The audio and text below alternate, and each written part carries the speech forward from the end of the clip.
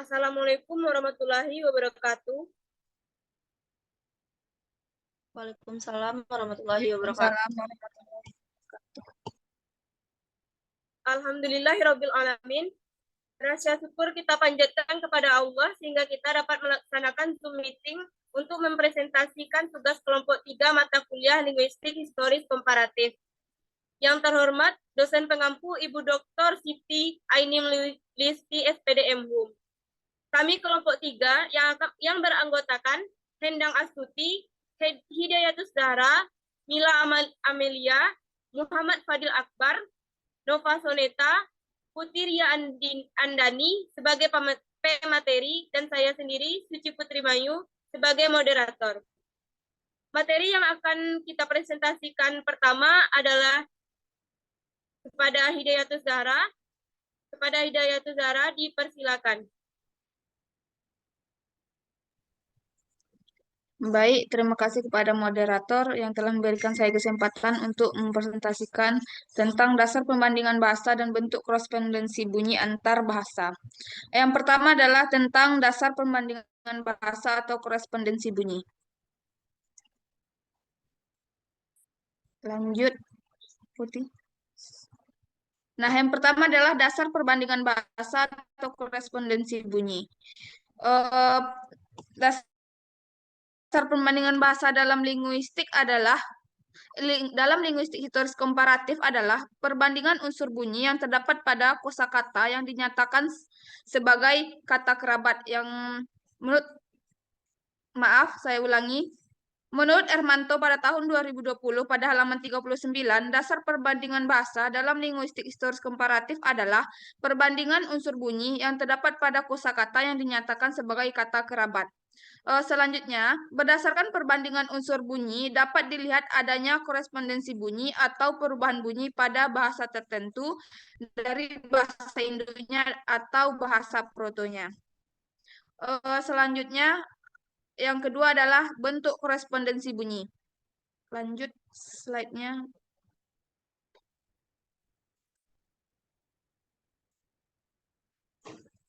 Yang kedua bentuk korespondensi bunyi yaitu bentuk korespondensi bunyi atau perubahan bunyi berdasarkan pemaparan oleh Crowley dalam Hermanto tahun 2020 pada halaman 39 terdiri atas yang pertama adalah Laination, yang kedua adalah penambahan bunyi, yang ketiga ada metatasking, yang keenam ada vowel beri disimilasi, dan kesembilan ada, selanjutnya saya kembalikan pada moderator. Terima kasih. Terima kasih kepada Ara. Selanjutnya pemaparan materi oleh Mila Amelia. Kepada Mila, dipersilakan.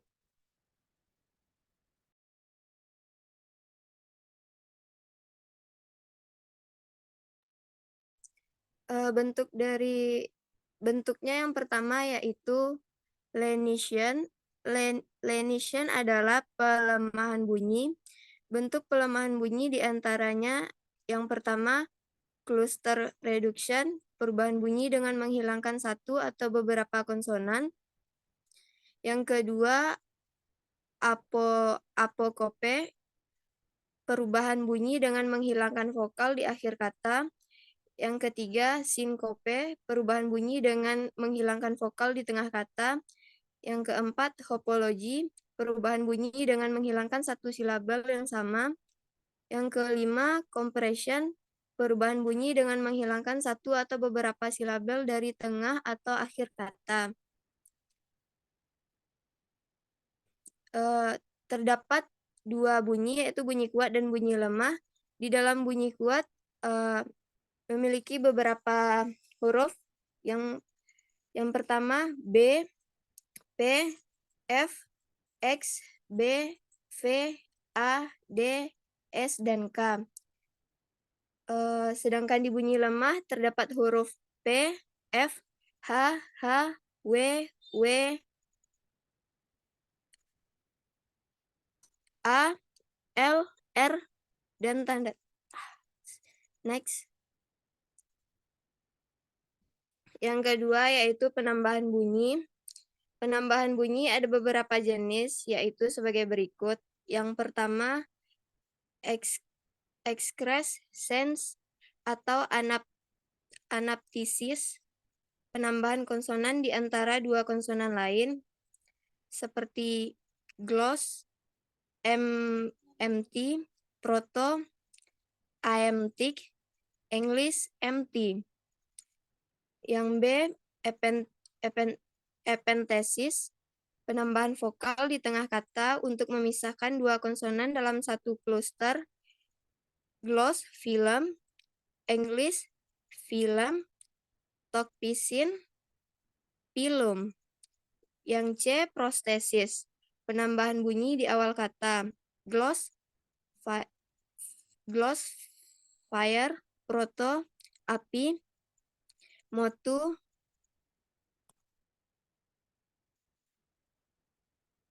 lahi. Next. Yang ketiga yaitu metathesis. Metathesis adalah perubahan bunyi dengan pergantian posisi vokal dengan vokal dan pergantian konsonan dengan konsonan. Gloss, cry, takalog, tanis, ilokano, sanit, gloss, redem, tagalog, tubus, ilokano, subot, gloss, disen, tagalog, tigis, ilokano, sigit, gloss, sweet, tagalog, tamis, ilokano, samkit. Baiklah, saya kembalikan ke moderator. Terima kasih kepada pemaparan materi oleh Mila Melia. Selanjutnya pemaparan materi oleh Muhammad Fadil Akbar. Kepada Bang Fadil dipersilakan. Yang keempat,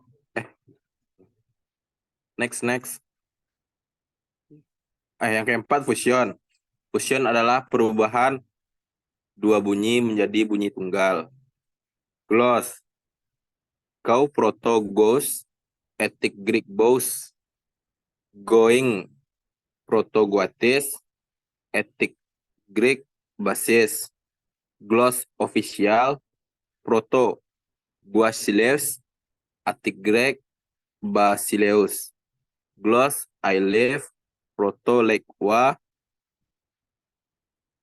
etik Greek leipa, gloss lier, proto ye, quar, etik Greek epar.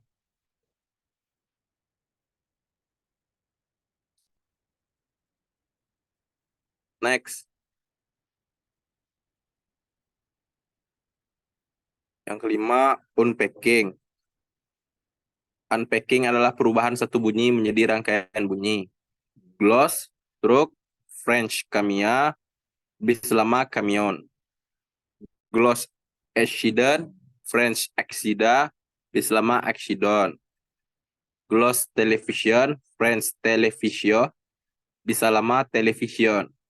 Gloss box, French carto, bislama kato, each. Next. 6. Vowel breaking. Vowel breaking adalah perubahan suatu bunyi menjadi dua bunyi. Gloss house, proto pale, kairiru pial. Gloss bird, proto manu, kairiru mian. Gloss mosquito, proto namu, kairu niam.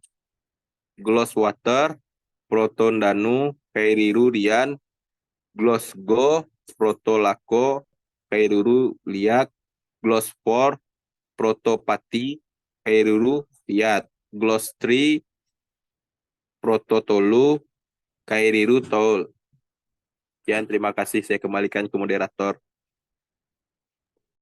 Baik, terima kasih pemaparan materi dari Bang Fadil. Selanjutnya, pemaparan materi oleh Hendang Astuti. Kepada Hendang dipersilakan. Baik, terima kasih kepada moderator. Saya izin untuk menyampaikan materi selanjutnya, yaitu yang ketujuh, ada asimilasi. Asimilasi adalah perubahan satu bunyi dari dua bunyi yang berdekatan menjadi sama atau lebih mirip dari salah satunya. Mengenai gloss, proto, dan kairirunya bisa kita lihat pada tabel berikut ini. Selanjutnya yang ke-8 adalah disimilasi. Di sini disimilasi adalah perubahan satu bunyi menjadi kurang serupa dengan sejumlah bunyi yang lain. Adapun gloss, proto, dan Afrikanya bisa kita lihat pada bagan di bawah ini. Next, selanjutnya ada abnormal sound changes adalah perubahan bunyi pada kata yang terjadi dalam sejarah perubahan bunyi yang cukup lama dan telah terjadi beberapa kali. Selanjutnya saya kembalikan kepada moderator. Terima kasih kepada Hendang Astuti. Selanjutnya pemaparan materi oleh Nova Soneta. Kepada Nova dipersilakan. Baik, terima kasih kepada moderator atas kesempatannya. Saya akan mempresentasikan mengenai bentuk koresponden bunyi antarbahasa. Bentuk koresponden bunyi antarbahasa yang ada sekarang dilihat dari kekerabatan dan bukti-bukti kekerabatannya, berdasarkan pada kesamaan dan kemiripan bentuk semantik dan leksikal yang sama. Koresponden bunyi ini didasarkan pada pemaparan oleh Crowley dalam Ermanto tahun 2020 halaman 49 yang terdiri atas kesamaan bentuk dan kemiripan bentuk. Lanjut. Pertama, kesamaan bentuk. Perbanding bahasa untuk menemukan kekerabatan bahasa dapat ditemukan pertama kali adalah kesamaan bentuk. Kesamaan bentuk, seperti unsur semantik leksikal yang sama. Dalam Gloss Indonesia ada debu, bahasa Minangkabau abu, bahasa Mandailing abu, Gloss Indonesia hari, bahasa Minangkabau ari, bahasa Mandailing ari, terus Gloss Indonesia ada hitung, bahasa Minangkabau etong, bahasa Mandailing etong. Selanjutnya Gloss Indonesia tidak, bahasa Minangkabau indah, bahasa Mandailing indah. Terus Gloss Indonesia ada angin, bahasa Minangkabau angin, bahasa Mandailing angin. Lanjut. Yang kedua, kemiripan bentuk. Kemiripan bentuk dapat berupa penggantian bunyi atau fonem, pengurangan bunyi atau fonem, dan penambahan bunyi atau fonem. Penggantian bunyi atau fonem, Gloss Indonesia ada jalan, bahasa Minangkabau jalan, dan bahasa Mandailing jalan. Selanjutnya ada penggunaan bunyi atau fonem, Gloss Indonesia tanah, bahasa Minangkabau tanah, bahasa Mandailing tano. Yang ketiga, penambahan bunyi atau fonem, Gloss Indonesia ada tumpul, bahasa Minangkabau ada majal, bahasa Mandailing ada majal. Yang keempat ada metatesis. Lanjut. Berikut, sekian presentasi dari saya kembalikan kepada moderator. Terima kasih kepada Nova. Selanjutnya, pemaparan materi oleh Putri Andini. Kepada Putri, dipersilahkan. Terima kasih moderator. Selanjutnya ada praktik menemukan tipe-tipe korespondensi bunyi secara sin komparatif. Korespondensi bunyi dapat dilihat berdasarkan keteraturan perubahannya. Perubahan bunyi secara teratur terdiri atas substitusi, yaitu penggantian suatu fonem dengan fonem lain. Yang kedua ada split, yaitu terjadi pemisahan fonem. Yang ketiga ada merger, yaitu perubahan beberapa fonem menjadi satu fonem. Dan perubahan zero, yaitu perubahan fonem dengan kosong atau penghilangan fonem. Perubahan bunyi secara tidak teratur terdiri atas lanitian, yang kedua ada penambahan bunyi, yang ketiga ada metatesis, yang keempat ada fusion, yang kelima ada unpacking, yang keenam ada vowel backing, yang ketujuh ada asimilasi, yang kedelapan ada disimilasi, dan yang terakhir ada abnormal sound changes. Korespondensi bunyi dapat dilihat berdasarkan perubahan fonem, yaitu perubahan bersyarat dan perubahan tidak bersyarat. Adapun perubahan fonem bersyarat, yaitu apabila perubahan fonem itu tidak terjadi pada seluruh posisi, tetapi hanya terjadi pada posisi tertentu saja. Yang kedua ada perubahan fonem tanpa syarat atau tidak bersyarat, artinya apabila perubahan fonem itu terjadi pada keseluruhan posisi baik di awal, tengah, dan akhir kata. Adapun contoh dari itu adalah yang pertama ada gloss, usus, bahasa Aceh usus, bahasa Toba usus, tipe korespondensi sama bentuk. Yang kedua ada susu, bahasa Aceh susu, bahasa Toba susu, tipe korespondensi sama bentuk. Yang ketiga ada lidah, bahasa Aceh lidah, bahasa Toba Dila, tipe korespondensi metatesis. Sekian, saya kembalikan kepada moderator.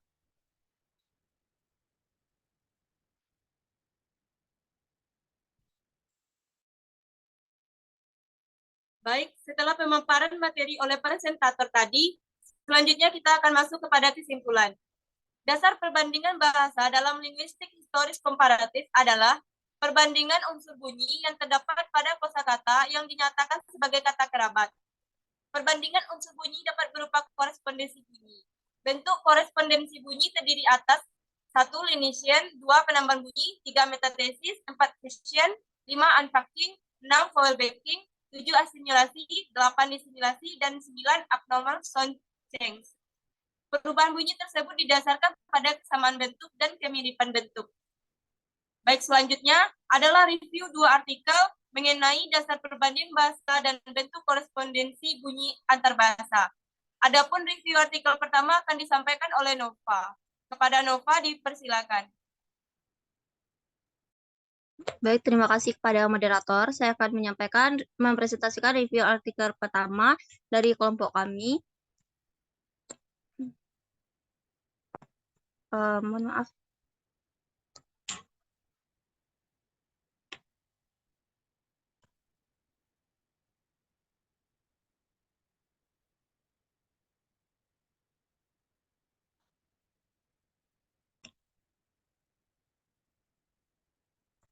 Artikel pertama ini berjudul Korespondensi Fonemis Bahasa Palembang dan Bahasa Riau.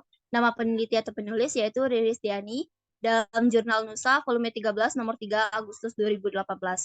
Penelitian yang berjudul Korespondensi Fonemis Bahasa Palembang dan Bahasa Riau oleh Riris Diani dilatar belakangi oleh pergerakan bahasa yang dapat mempengaruhi perkembangan masyarakat penuturnya. Perkembangan tersebut dapat berupa pada perbedaan tataran dialek yang menyebabkan komunikasi dua kelompok penutur bahasa. Hal ini dapat mengakibatkan terjadinya perbedaan bahasa.